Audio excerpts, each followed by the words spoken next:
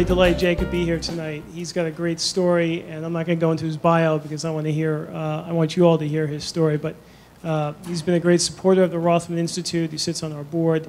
He also was the inaugural Immigrant Entrepreneur of the Year Award winner this past November. This was the first year that we presented this new award.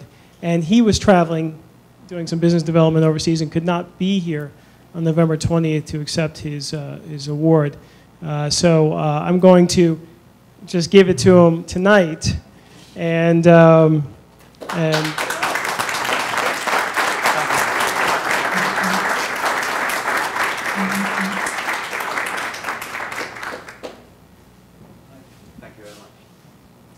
I'll just, here you go. I'll hold on to this. So good evening, everybody. Thank you to the Madison Tech meetup. Thank you to Jim, the FTU, for having me come in and say a few words. I don't have a PowerPoint, so I'll just wave my hands. In terms of my intro, I used to work at a company called DoubleClick. I used to build products there, and I worked there for 5 years, very early employee, and then I quit to start Theorem in my spare bedroom in West Orange.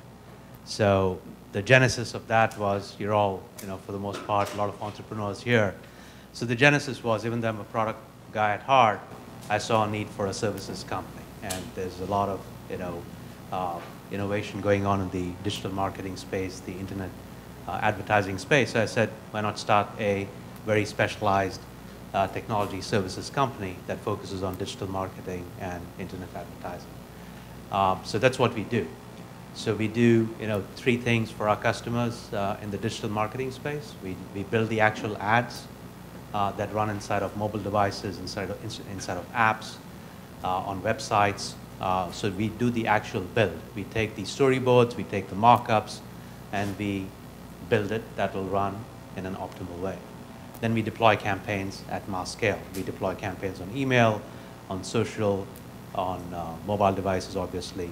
So it's a very deployment-heavy services activity. And the last piece is we do custom analytics, because there's a lot of data floating around. So we take those and we come up with very custom analytics for our customers. So that's what we do. This year, one of the strategic initiatives we've taken is to launch the media activity. I don't know how many have, any of you heard of programmatic media buying and selling? Okay, so I'll get into that in a bit, but with the advent of programmatic media buying and selling, we are able to bundle the creation of an ad, deployment of a campaign, custom analytics, and come up with a new way of doing media.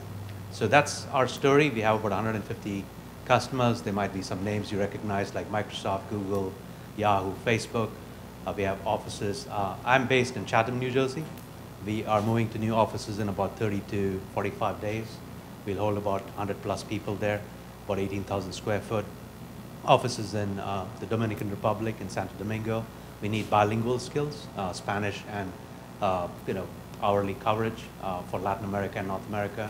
We have an office in London to cover Europe, and we have offices in India. So it's a truly global company. So that's the quick 2-minute summary. Can you speak a little louder? Sorry. In terms of, I just want to point out that there are quite a few people doing philanthropy and local activities. So Theorem has been active in supporting local organizations and activities. We've been supporting the first Lego League in the Newark High School for the last, I think, 4 or 5 years. We show up as a team, root for them.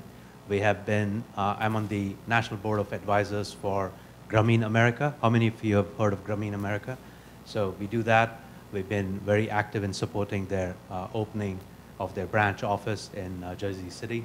And plus, we are always hiring from local schools and colleges. So we're very proud of that, and just thought I'd mention it because it looks like you guys are wired in as well. So that's the Theorem story. That's what we do for a living.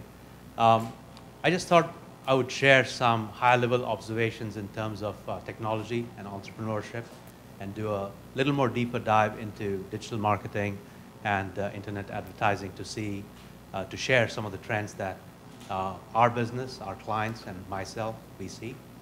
So on the broad strokes, I think this phrase, Internet of Things, is actually getting more real in a very rapid way.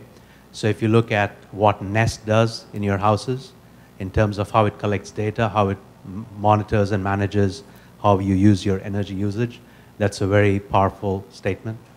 I test drove the Model S Tesla, and it is fully Wi-Fi, wireless enabled and connected. So you actually have, internet in the car, which is live. How many of you have seen the latest Littmann stethoscope? It used to be that boring, stethoscope. One of the latest models of the Littmann stethoscope is Bluetooth enabled. So what that does is it will connect to your house wireless, and the patient can plug it into his ear, hold it to the heart. It transmits the signal to the doctor via the internet using your Wi-Fi connectivity on the web. And when you want to speak to your doctor, you can take that, I don't know if you call it a mouthpiece, it's not a mouthpiece, but you can hold it in your mouth and you can speak to the doctor too. So it's pretty powerful. So the point here is the connection between internet and machines is actually very powerful, and it's becoming very real, because if you look at the chronic patient care, it's one of the most expensive things to maintain because of the distance communication. So using something as simple as a device that you can give to the user to use on themselves while having that very intimate connection with the doctor is very profound. So that's happening soon, rather quickly, and that's just an example. The other big picture trend that is not spoken about as much as, let's say, big data or cloud is the evolution of the user interface. User interface, because we are now using your tactile sensations as opposed to just a mouse. What that's doing is it's making technology very accessible to people who may not be computer savvy. And the user interface, if you look around, is changing. It's changing in medical devices. It's actually changing in the new cars, because most of them are touch screens. So I don't think enough attention is being given to the evolution of user interface design and how it impacts, in a positive way for the most part, how people will interact with machines. And it's very seamless, because the kind of touch sensation, right from a 2-, 3-year-old to senior citizens can engage with it. I'm trying to remind myself to hold the mic. I'm trying, but in case you can't hear me, just yell. The other piece is, I was talking to a leading industrial design firm, and here's another example of a good user interface design productivity metric. They said they were engaged to fix the controls in nuclear plants. So they had a string of nuclear plants built at different times. So the controls in all these plants, because they were built at different points, were very, very different. So the training was taking too long. In case they had a new person, they had to refer to manuals. But using touchscreens and interface design, they managed to make it very intuitive, and they could actually point to productivity gains in these plants in terms of how the users interacted with these machines. So those are real life examples that are happening today, right now. Both interesting case studies on the apps, very powerful stuff. On the app itself, yes, there's a proliferation of apps. There are millions and millions of apps. It's a lot of noise. From a pure technology perspective, I think apps gained traction because the browser was sucking wind. So the browser, if you look at what the browser has done, it's not actually evolved, because nobody's invested the time into making browser user-friendly. Yeah, you have HTML5, there's new standards coming in, but overall, the browser innovation has been fairly lacking, and that may be one of the reasons you have all these custom apps that are a lot more user-friendly, but that's just an observation.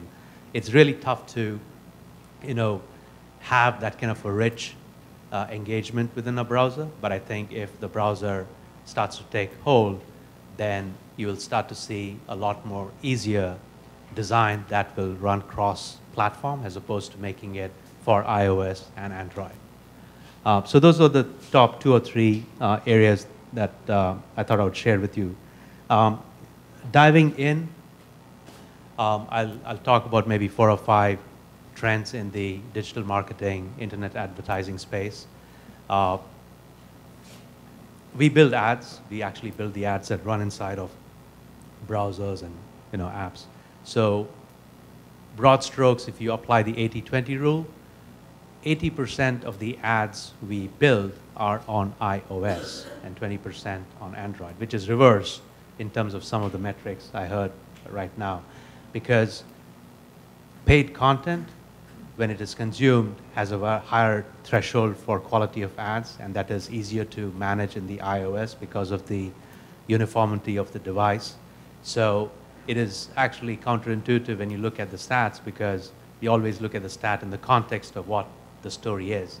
In our case, we work with leading publishers like Condé Nast, Wall Street Journal, Hearst, and they are paid apps, so the ad itself needs to be of a certain quality. So in our experience, it is the inverse of what you are experiencing in the user engagement model.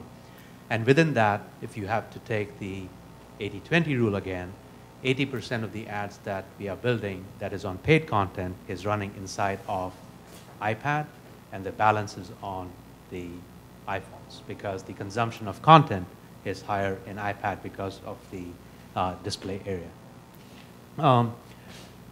The other thing is the lines between display and mobile is blurring. For the way I define display is laptop, desktop, pure traditional browser-based, versus mobile, which is more on the handheld devices. So until about maybe 2-3 years ago, you could say broad strokes, this is display, this is mobile, but now if you look at consumption of content, that is blurring, So, which brings me to the third point, which is it's very tough to design content, design ads, or design a user experience across all these devices, because you can't just sit and hand code and do it over and over again. So what we are seeing is a fairly, I wouldn't call it rapid, but it is gaining momentum where people are starting to do responsive design. So design it once, and then you can deploy and view it on any other devices.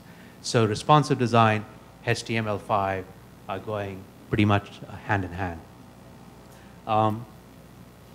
The other piece is from a pure business model perspective, depending on what you're doing with mobile devices, mobile by itself from a pure advertising is very difficult to monetize. Yes, you have the viewers, you have the adoption rate, you have people spending time on it, but in terms of actually making money, monetizing it, it's really, really tough and difficult, and that's why I think most of the publishing model is starting to struggle with it. I'm sure there'll be time for questions after this. Okay. And the last thing is, I was hearing a senior person, I don't know whether it was Pandora or Spotify, speak, but streaming radio is making fast inroads. At work, I'm finding more people listening to radio, either through Spotify, Pandora. I listen to iTunes Radio. But what that's done is it has reinvigorated the radio genre. So now you have AM, FM, and SM, which is, they're calling it streaming media, for lack of a better term. And you are actually having advertisers trying to buy spots on radio like they would buy in any other medium. But because now you're watching, if you're listening to radio at your desk, then in addition to listening to radio, you are able to see the visual ads. I don't know how it'll pan out, it's very new, but now you can actually do spot buys on radio, and that's what the streaming radio companies are pitching, that you can actually do those spot buys while you're stationary, and you can actually do a visual piece of it. The last one is, I mentioned programmatic. the easiest way to explain programmatic media planning and buying is it is search applied to display ads. So you could buy a keyword on search engines, and it's an auction-based pricing model. So if the word car is more attractive or more in need for a Toyota, they'll bid it up as opposed to a Honda, and then the market sets the price for buying and selling that word. That's happening in display. So if you want to reach a certain consumer with a certain behavior or a certain profile, you can cherry pick them as opposed to buying on CPM. So what that's done is it has made this very, very efficient, and it's like machines buying and selling very, very targeted media. And what that does is, it brings the cost of media acquisition down, makes media very accessible, and that is changing the way online media, both in display and mobile, to be very, very different and efficient. So those are like the broad strokes that we're seeing in the digital marketing and the internet advertising space. In terms of, we could spend the whole evening talking about startups. I love it. I'm engaged in quite a few. I like the energy. I like the buzz. I like the vibe. The only thing I would encourage you guys to think about when you do the startup is the monetization. I know it's very difficult to raise money. It's difficult to build products, take it to market. Technology by technology's sake is seldom useful. It's the value. And if you create the value, very quickly start to think about monetization. So in my industry, internet advertising or digital media, and if you can layer in technology, there are pretty much three ways you can make money if you cut to brass tacks. One is licensing. The other is subscription, like your apps were subscription-based. If it's a software, it's licensing. But again, the licensing model is getting fragmented between getting hosted on the cloud. And the last one is ad-supported, or a mix of all of them. So the streaming radios are doing a mix of freemiums with running ads. You could use the same thing where you could have syndicated content running inside of the app if somebody's looking for shoes or something. So a combination of licensing, syndication, or subscription, or advertising model are pretty much the three. So the sooner you start to zone in on how you plan to monetize your value, the better it is. That's it. That's my story.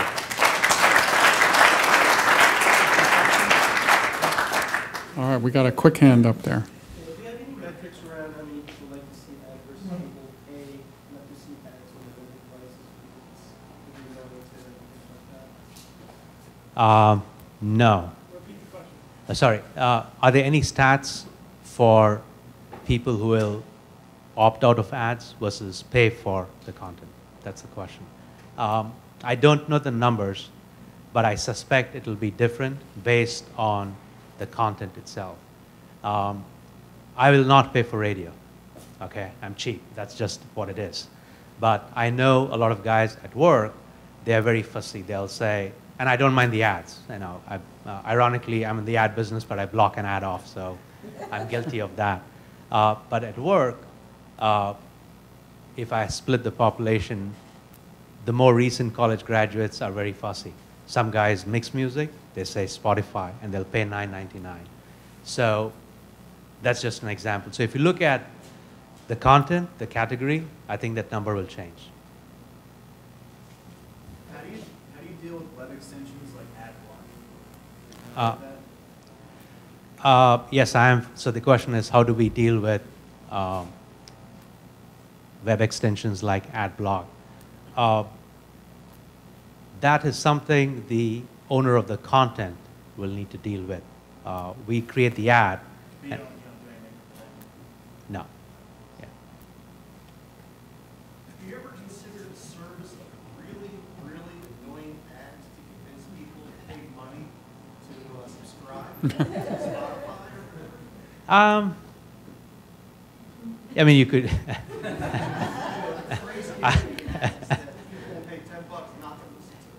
Well, if I'm the owner of the content, then I would be very hesitant to piss people off. So the short answer is I won't try that. There are other ways to discourage people from paying for content. I can tell you, annoying ads may not be high up there. So how long did it take you to get your first customers, and when did you get the sense that you had something that was worth pursuing? The question is, how long did it take Theorem to get the first customer, and when did I think the baby had legs and it'll start to take off?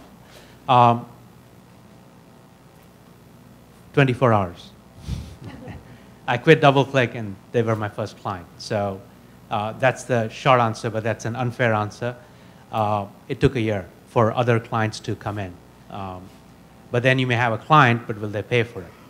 Okay, so two different things. Do you have a client? Yes. Are they paying for it? It took a while to generate the revenue, which segues into your second question, and which also ties back to my comment about value. If there is tangible value, whatever that might be, that is recognizable, then it's easy to charge.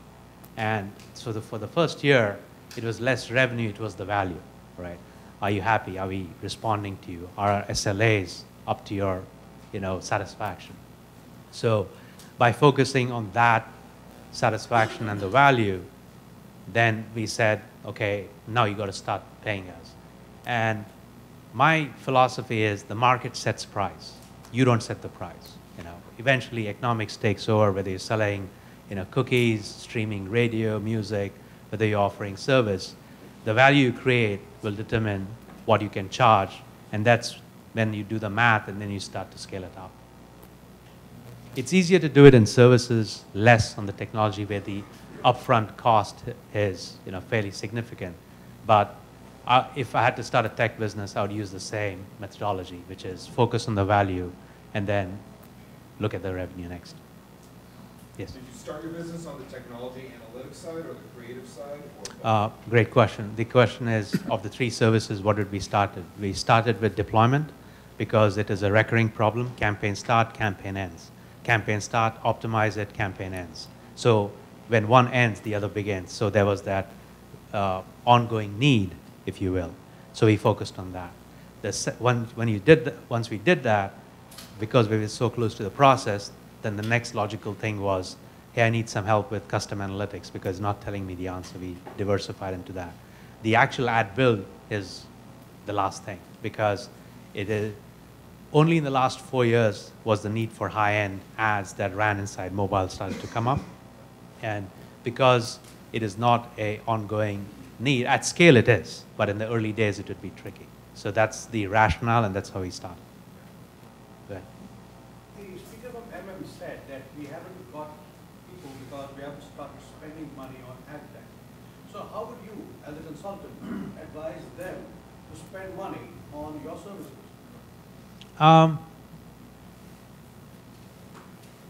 Well, it's up to them if they want to run ads and they... You saw the product, right? So what would you tell them? Okay, so I think the question is, how does get traction, right? How do you get word of mouth? That's probably... I think because it's a fairly niche product, right? So you're targeting children, so let's say you're an 8, 9, 10-year-old until 15, 16. Once they go to college, they're off. So depends. So you narrow that down. And then I would say guerrilla marketing, word of mouth, evangelism, because it's a very specific value and the advertising is too broad unless you have, websites, blogs, the appropriate way to reach those audiences. It's a very fragmented market, so that's why just blanket advertising may not be economically possible. So startups should not be using services like yours. They should be doing websites and blogs. I wouldn't say that. For that specific reason, yes. Ours may not be the appropriate choice. We do have a lot of startups. In fact, we have a long tail of very cutting-edge, innovative startup companies in rich media. They're doing a lot of curated content. So yes, we do use startups. But for them, the display advertising is so core that it makes sense to tap into us. But there are other ways to get the word out instead of doing display. And that's why our services specifically may not really make sense. Happy to talk. That's my sales pitch kicking in. I was resisting for the first 7-10 minutes. Kelly. So the Internet of Things, a lot of people talk about that in terms of it's going to be sending lots of data out. So how do you see it affecting your business in terms of, are we now going to be getting ads through the stethoscopes and on our... It doesn't, yeah. That's a good question. I think the question is, how does the Internet of Things with machines talking to each other affect our business? I don't think we need to worry about that yet. In our case, it is the sheer variety of different devices out there that affects our business, because that has a direct impact on how the ad renders and how the user interacts with the ad. So it's less about machines talking to each other, but anything that's ad specific, which is very device dependent, matters. There's some databases there that track, by manufacturer, by model number, screen resolution, but it's too tedious. There's no single standardization, and I don't see that happening anytime soon. Talk about the big data.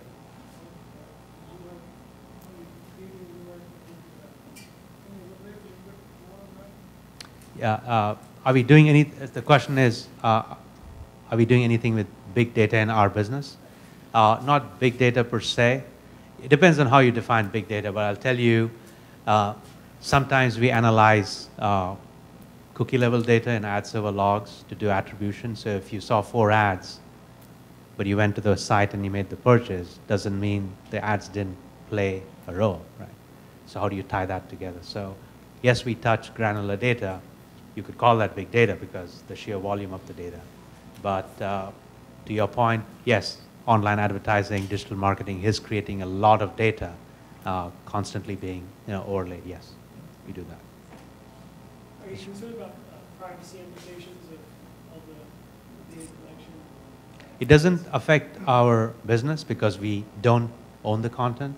We are, fairly removed from managing the content. But from a content owner standpoint, yeah, it is actually, privacy is affecting everybody at every level. So it's, in the grand scheme of things, the cynic in me says, privacy related to ads is the least of our problems. We have other more urgent privacy related issues that may affect how we live as opposed to an ads.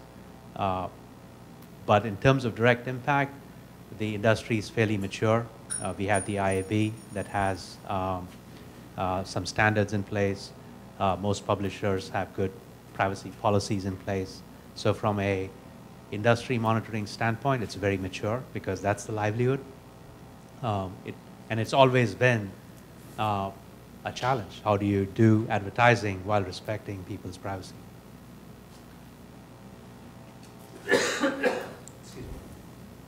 At what stage of the development of the company did you start using resources overseas and operations? Towards the middle. The question is, when do you start to use overseas resources? Clients ask for it because campaigns could run globally, so you need to track them. It was probably towards the middle, because in the early days, you have to be client-side, you understand their needs, understand their requirements. Communication is a challenge. So I think all businesses are global. If you look at most businesses, whether they're Fortune 500,000, even small to mid, it's truly a global economy because, thank you. Thank you. So the broader question should be, what skills are you looking for? Where are they available? Does the communication and quality balance the cost? Yes, the cost may be lower, but you got to give something up. How do you do training? How do you do communication? How do you manage quality? And dealing with the HR problems, HR challenges, both the good and the bad. How do you motivate, which is a challenge? How do you create a career path? So you got to balance it out. But if you're speaking of startup, keep it close. Keep it very close to you, the teams, because in the early days, through osmosis, you learn, you share information. And distance matters, you know. It starts to get watered down. So for the appropriate task, you may want to look at remote skills. I call them remote because there's some skills that we may not get in Jersey, but we used to have an office in Las Vegas because we found skills there. So anywhere in the world you find skills, you can go there. More questions? Go ahead. What are your company's strengths compared to your competitors? It's my sales pitch. You lined it up. What are the company's strengths? Domain expertise. It's a very new industry. It's very fast evolving. It's very innovative. So it's not just knowing HTML5. It's knowing the technology in the context of the business. It's not just building an ad. It is what is the ad for. So that expertise, both technical and business savvy, scale, the teams that I spoke about, both client-facing in terms of understanding the client needs, but the global, you know, support. It could range from multilingual support in Europe to, you know, 24/7 coverage. So all of the above. Launching a tech startup in New Jersey, some people that when you start scaling up, it's hard to find developers, investors. What were the obstacles that you ran into, or anything in particular you think is New Jersey sensitive?